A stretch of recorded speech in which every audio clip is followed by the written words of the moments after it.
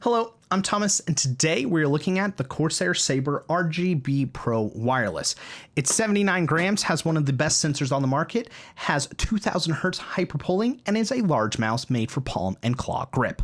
I'm a big fan. Starting off with the shape, size, and weight, I'm going to be honest, I've always liked the looks of Corsair products, but I haven't liked their mice shapes or their performance. I'm happy to report this has now changed, and this mouse has made me a believer. Hallelujah! This is a large right-handed ergo mouse that is shockingly lightweight at 79 grams, as most of the competition is around 90 to 100 grams, so 79 grams for a large mouse that has wireless with Bluetooth and RGB lighting is kind of unheard of. The shape is made for right-handers, as the left side of the mouse is indented towards the center of the mouse, and then the deepest part of that is where your thumb is going to come down, which also makes it in line for the two side clicks. So if I've got my palm grip, as you can see, my thumb naturally comes down right there. If you've got more of a claw grip, it's going to come down a little bit behind, so you're going to have to reach for those, and then if you've got fingertip, it's going to be kind of the same exact thing. On the right side of the mouse, it starts off a little bit thin on the top here, and then it tapers outward. That way you can have your fourth digit to be kind of tight, giving you a nice little grip, and then you can have your pinky with, depending on how you have your grip. If it's for a palm, you tend to usually have it kind of like that, where it's sitting forward. If you have it for claw, it tends to be a little more wrapped. Either one of those is very comfortable. Then on the center of the mouse, you have a very pronounced hump that allows just a normal shape for your palm. If you go like this and just kind of put your palm down on something, you can kind of tell that it kind of looks like that. And same with this shape, with your knuckles kind of being the most rounded part. So it sits very comfortably with a relaxed palm grip when you do that, with the tops and the bottom being a lot more tapered down. There's also on the left primary click a little bit of a comfort groove to allow your finger to be right in the middle of it. On the right mouse click, there's a hardcore taper right here to kind of push your finger over to like where I have it right there on the screen. All of this leads to a very comfortable grip, whether you are doing palm, claw, or fingertip grip, but it is definitely best for palm. I'd rate the shape as excellent, as this is the best right-handed ergo mouse I've ever tried, and prefer this over the Death Adder V2 Pro or the glorious Model D. Moving on to the clicks, it comes with Corsair's quick strike buttons, which sounds pretty freaking intense. I've got like a picture of like a snake destroying a small rodent or something. It's pretty brutal. Maybe it's foreshadowing of you destroying your opponents with this mouse, because I definitely have been when I've been testing it. The idea here is that the clicks are spring-loaded, delivering zero gap between the primary mouse button and the 50 million Omron switches, making for a very quick responsive click. To be completely honest, these feel like every other click, but this is very similar to Logitech's mechanical button tensioning system, just not as refined. However, it is patent pending, and that's when you know you're getting into the good stuff. But seriously, these guys have very minimal pre-travel. They pretty much actuate immediately, as you can see. Kind of, maybe you can hear that, I don't know, but that's where I'm stopping on both of them. That's exactly where they're activating. And then they have moderate post-travel, but most of the time, with how springy these clicks are, you probably aren't going to be doing full post travel with them most of the time anyways. The spring back force is moderate, leaving you with a pretty crisp click. I do quite enjoy these. At times they remind me a lot of the Logitech G Pro, but they're not necessarily as consistent as those, as sometimes these also come across as kind of flat, which makes me very perplexed and doubting if life is even real and if this isn't all a simulation. The side buttons are large, so even the blind can find them. There is moderate pre-travel with almost no post-travel, with pretty strong spring back force, leading to a very crisp click. I like them a lot. The scroll wheel itself requires light pressure to scroll, has mildly defined scroll steps, and requires light pressure to scroll click with mild pre/post travel with strong spring back force, which feels great. Spamming is moderately easy. Again, I like it. The DPI button is a bit recessed, making it very hard to actually find and click, but when clicked, there is kind of mild pre/post travel with a semi-satisfying click at the end, but yet it still kind of feels mushy. I don't use it very often, which often makes me forget that it even exists, which often makes it feel a bit like the black sheep of the family. The profile switching button is similar, but feels a little bit better just because it's not as recessed. It's actually flat with the device, a little bit bigger, and it has the same pre/post travel is pretty much non-existent with strong spring back force. It feels a lot better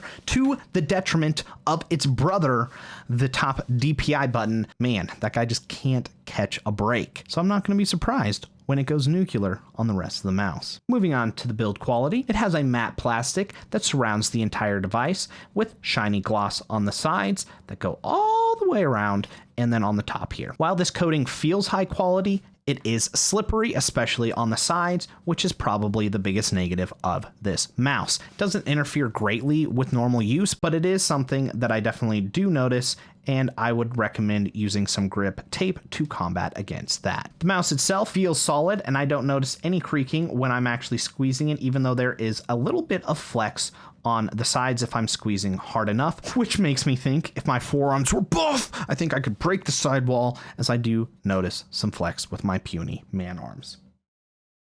Why aren't you bigger? If you find a reason to rage and decide to shake your mouse to try and teach it its place, you may notice some significant rattle, like something is shaking around in there. Sometimes this is rather dramatic and sometimes it's not. I believe what's actually shaking around in there is the battery getting kind of unattached from the brackets, which can happen when you're trying to cut weight, as the structure can take a hit. This doesn't affect normal use at all, but should be noted for those who like to shake their mice for whatever reason. It comes with 7 buttons, 2 primary clicks, 1 middle mouse click, 1 DPI button, 2 side buttons, and then on the bottom of the device, you have a profile switch button. All 7 of these buttons are programmable through IQ, so you can change what they do if you so like. On the bottom of the mouse, you also have your Slipstream Wireless dongle, so you just move it left. If you want to go over to Bluetooth, you just switch it on over to Bluetooth, and then if you want to power it off, you try very hard to actually get in the middle there. You can do all of this with your thumb relatively easily if you so please, which is appreciated. However, trying to get that guy to stop right there in the middle is sometimes kind of an issue. Takes some massive skill. Just kidding. It's pretty easy. There's also a spot where you can put the Bluetooth dongle. It is pretty recessed deep inside of there, which makes it kind of difficult to get out. Sometimes you have to, use your nails to kind of get in there. It says it comes with a 1.8 meter drag reducing paracord, which this cord definitely is not a paracord or a drag reducing cord. It's a very, very stiff, horrific rubber cable, but it is USB-C. So thank you for the little things. I'm hoping I just got the wrong cable because it's bloody terrible, but does have USB-C, which, like I said, is pretty much its only redeeming quality. The one zone RGB is in the shape of the Corsair logo, is pretty accurate and can get quite bright. Right now I have it at about 50%. It struggles with red, orange, and yellow, but does good with green, cyan, blue, purple, and pink. It says that it comes with 3 onboard memory profiles. However, the software shows 5. These profiles can hold all of the info you want, including customized RGB lighting colors, how bright, and if on or off. Moving on to the specs, it has their Marksmen sensor, which is an absolute unit of a sensor. It is incredibly precise, especially when you add that 2000 hertz hyperpolling rate. At this point, if you miss a shot, it's because you suck, and you can't blame your mouse anymore. Sucks to be you. I know. That's what happens when you get top of the end gear. It sports 50G acceleration, 650 IPS, and 26,000 DPI, putting it as a top 3 sensor. That's right. Top 3, baby. Right behind the Focus Plus sensor, as it doesn't have asymmetric cutoff or motion sync, but is ahead of the 3389 and 3370 seen with most other top of the line mice. One epic feature is this has onboard DPI adjustment. Dude, it's absolutely fantastic. I absolutely love it.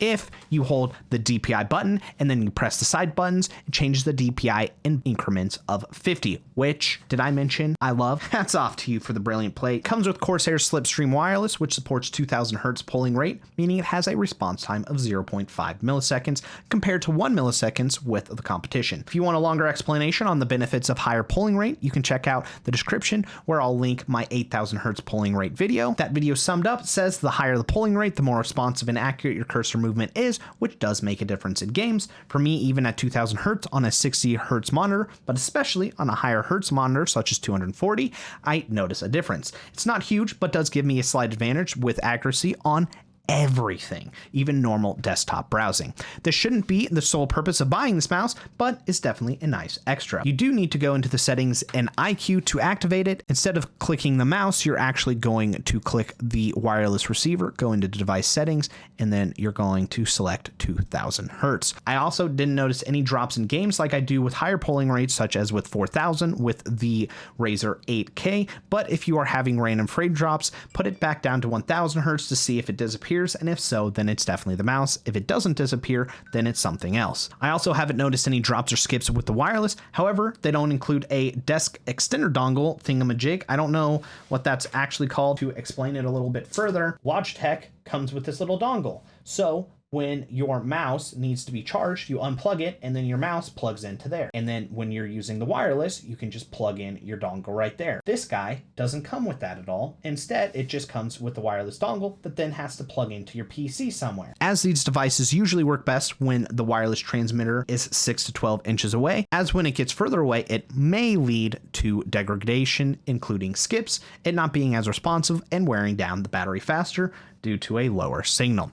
So you may need to buy a USB extender to plug it in and keep it on your desk for the best performance. It comes with low latency Bluetooth 5.0, which connects quickly with a stable connection and works well, but increases latency, so shouldn't be used when gaming, especially when responsiveness matters. They report you can get 90 hours of battery life when using this over 60 hours with the Slipstream Wireless, meaning if you want to try hard, you can connect this mouse to the same computer with both Slipstream Wireless via the dongle and Bluetooth via the Bluetooth module that comes in your computer, or you'd have to add it to get the most out of the battery by switching to Bluetooth for normal browsing and use Slipstream Wireless when gaming. Or if you have two PCs, you can have one connected with Slipstream Wireless and the other one having Bluetooth, making switching easily and not having to buy a second mouse. So I'm definitely a fan of having both of them on the mouse, as there's just a lot of use cases that this is appreciated in. When I was testing the battery, I had the mouse at 2000 Hertz polling and I kept the RGB lighting off. After a week of use as my primary mouse, it had,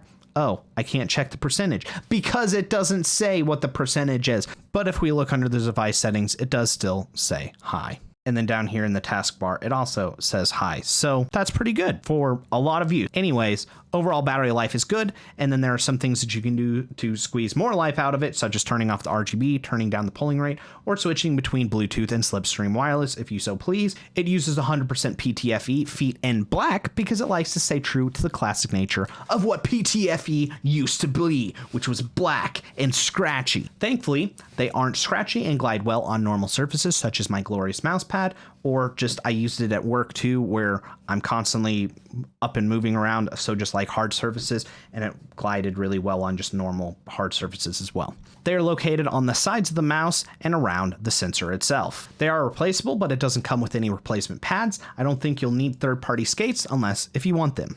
Moving on to the IQ software, it recently got a facelift and is a lot cleaner and more modern now. Same general layout, which is sort of kind of user-friendly and sort of kind of not. You can adjust key assignments, surface calibration, DPI presets, custom RGB lighting, and monitor battery life. However, they still don't show actual percentage because they want to leave you disappointed and asking, why God, why?